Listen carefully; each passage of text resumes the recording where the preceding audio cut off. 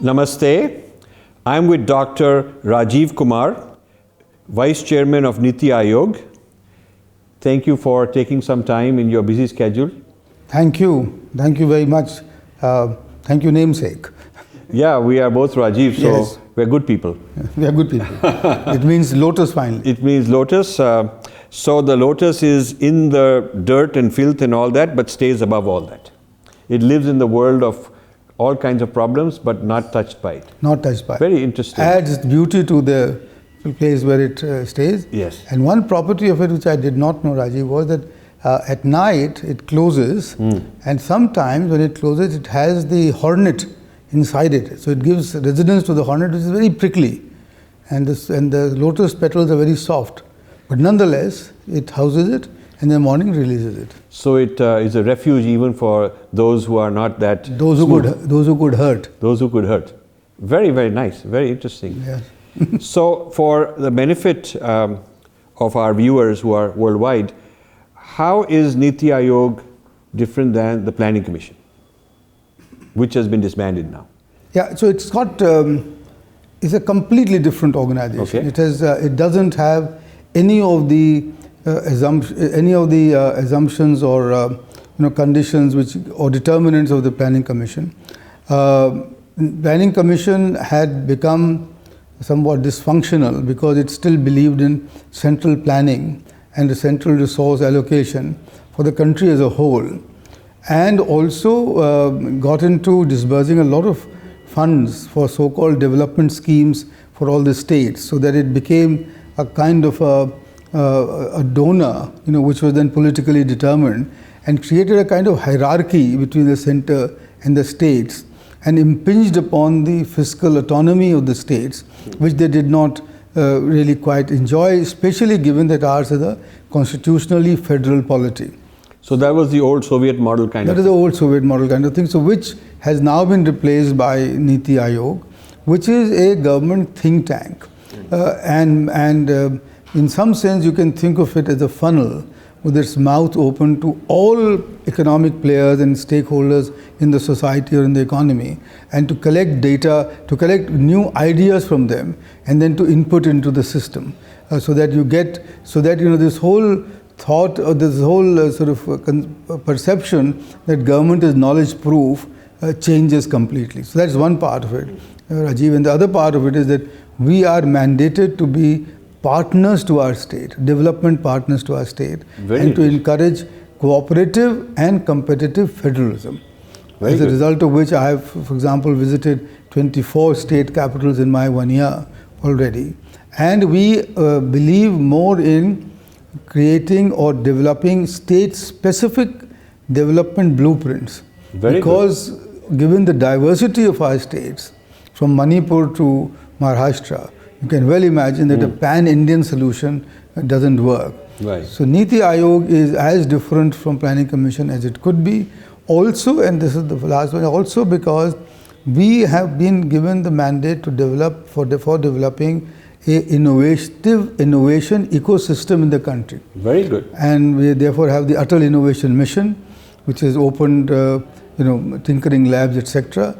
And finally, given the mandate to monitor in real time the performance of our line ministries based on data supplied by them, and presenting that for review by the Prime Minister and and other ministers. So actually performance evaluation of ministries.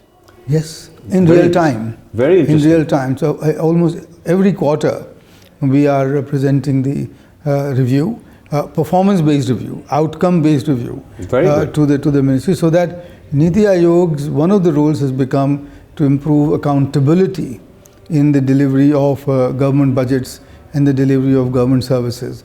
Now, which is extremely important. And the last bit is that because we have been given the role of a think tank, which I very often call an action tank, because we also follow up with our ideas and just don't leave it at the ideas. We also have the responsibility for developing new policies, whether it is the artificial intelligence policy, or it is the new medical so-called Modi Care policy, or it is the minimum support price, for which we need to think through, or the quality of school education. Those things, MeitY is doing actively. And for competitive federalism, we have developed these rankings in several sectors, like for example water conservation, Right. or nutrition, or ease of doing business, which rankings we do for across the states based on objective criteria, and we sort of rank them and then put them out in the public domain to give an incentive for the states to perform better. And the idea being that we want to replace the current system with the better governance, much better governance, and get the states to compete on good governance rather than compete on populism, which had been the case earlier. So there's a lot of transparency. Yes. It's more interactive, Yes. bi-directional. It's decentralized. Yes. It's not top down but bottom up also. Yes. And it's open to evolution. It's Yes, also evolving. absolutely. Always seeking new ideas and working with all stakeholders, in the society, whether it's academia, industry, civil society organizations, Excellent. Trade unions. We work with all of them. So, how would you summarize the major accomplishments in the last 4 years, where Niti Aayog, of course, has played an important role? But for India as such, what would you say would be the big accomplishments that are game changers, long term, not sort of a short term thing? There are several, but some come to mind right away. One, for example, is the new bill on National Medical Commission, which seeks to change the entire system of regulating medical education in the country. And on the basis, and that's in the Parliament, on the basis of which the government has now superseded the ICA, the Indian Council of Medical Research, and awaiting the time that the bill is passed. So that's the first one. The second one is the design of the Ayushman Bharat, or what has now come to be called the Prime Minister's Jan Arogya Yojana, the PMJ, which will provide insurance cover of 500,000 rupees to 500 million Indians. The 40% of the people for the first time, promises to be a complete game changer as we go forward. The third is, as I said, setting up the innovation ecosystem in the country. The Atal Innovation Mission has already opened 2,000 Atal Tinkering Labs in secondary schools, more than 60% in government schools, where children are where children are exposed to the latest technology, to the latest equipment like microsensors or optical sensors or microcircuits, where they can just fiddle around with them. And each tinkering lab has several mentors who work on voluntary basis, and these are people from the IITs or other colleges, etc., to help children think innovatively and to create, and from that young age, to sort of think sort of more for the future. We've already established 19 Atal incubation centers, each one of which gets a grant of 10 crore and works with the industry to come up with new ideas, incubation. We will set up 30,000 tinkering labs in the country in the next 3 years. 30,000 tinkering labs in the country in the next 3 years. 5,000 by the end of March 31st. So how big will be a lab? The lab is the lab gets 20 lakhs of rupees from us. It's like it's a big lab workshop, if you like. It has got one full-time member, and what we do actually is to use the challenge method, which is that we invite the schools to tell us what is the facility that they can offer for us to open the lab, so that then the schools compete with each other to tell us that they will give us more facilities, a bigger classroom, etc. So and each lab will get all the students from class 8 to class 12 coming in, going through it. Can a school opt to have a lab which is very specialized in one topic, a particular field? No, because we are seeing this as more as a general purpose sort of lab to trigger new ideas in children, to expose them to new technology, to expose them to the as I said, microcircuits and a bit of 3D printing. I've just had several small examples, models given to me by schools printing labs, 3D printers, 3D printers, and then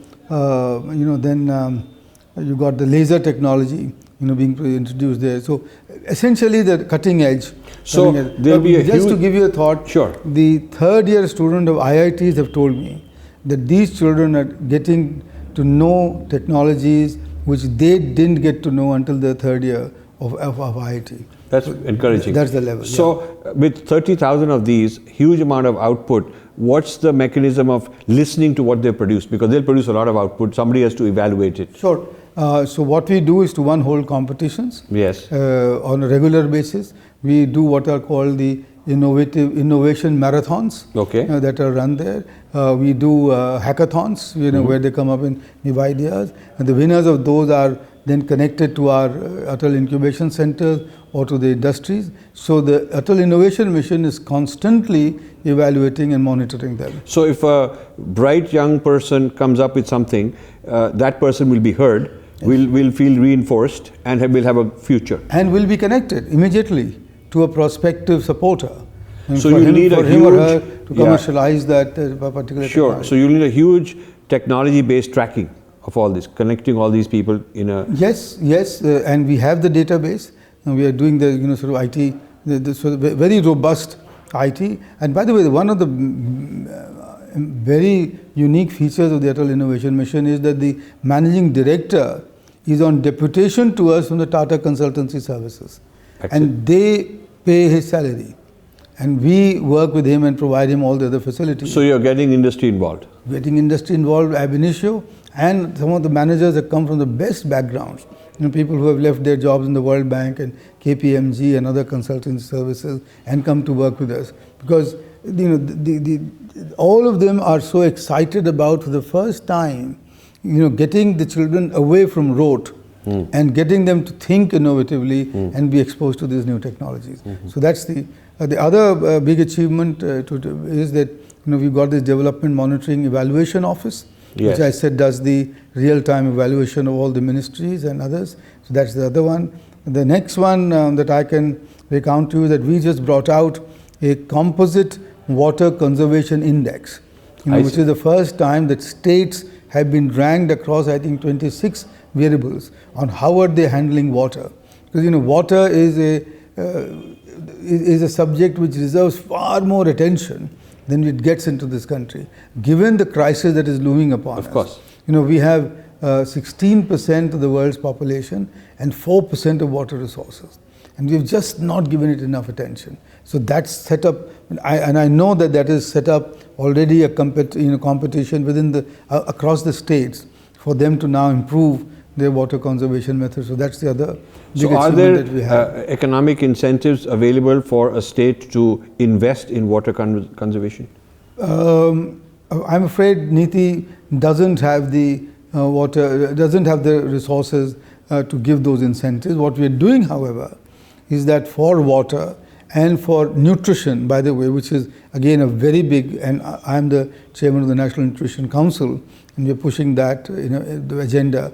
For states to achieve them, we are recommending that the Finance Commission, the 15th Finance Commission, makes provisions for states to be awarded, rewarded, or incentivized by a higher fiscal devolution based on their performance across these variables. So that's the thought. Because that's a constitutional body. So rather than them having to deal with the Niti Aayog and ask for money, the Finance Commission will say that if you achieve X, Y, and Z in A, B, and C sectors, you will get a higher devolution. So that then becomes completely formalized. And let me mention just one other thing to you, that we've started a program of lifting 115 aspirational districts, which are the least developed districts across the country. And the idea is that Niti Aayog is monitoring it and is the body which is running this program to get them up to the national average. So the thought is that if we achieve that, and this is a program that has been designed and led by the Prime Minister, and with his thought that if these aspirational districts can come up to the national average, then I think the Indian story will change. Then you can scale it. We can scale it, but already, because these are the worst. These are the words. These are at the end of the queue. Right. If they come up, Yes. The rest will come up, along with. Amazing. And our averages will go up. So these are all very out of the box, creative, original ideas that I hadn't heard of in the past, 70 years or whatever. Thank you. So this is, so you're really building a kind of a culture of innovation, creativity, getting the people involved, getting the youth involved, opening doors for collaboration between private sector and government, federal and states. This is quite remarkable. And in one word, therefore, all that you've said is what the Prime Minister's mandate to us is, converting development into a Jan Andolan, Very into nice. a mass movement. A mass You see, movement. development will not happen if it remains the government's responsibility. And hence The it's government completely the antithesis of the Planning Commission. Absolutely. In every respect. Absolutely. I'm very glad we went into this. Thank you so much. Yeah. Because the most wonderful analogy that the Prime Minister tells us is that our independence movement, which started in 1857, remained a tepid movement until 1942, when the Mahatma gave the call for Quit India. Yes. And it became a people's movement. Yes. And in 5 years, we were able to achieve our independence. Yes. Similarly, now, if we can make development into a people's movement, there is no reason to believe That's very good. that India will not achieve its ambitions going forward. Sure.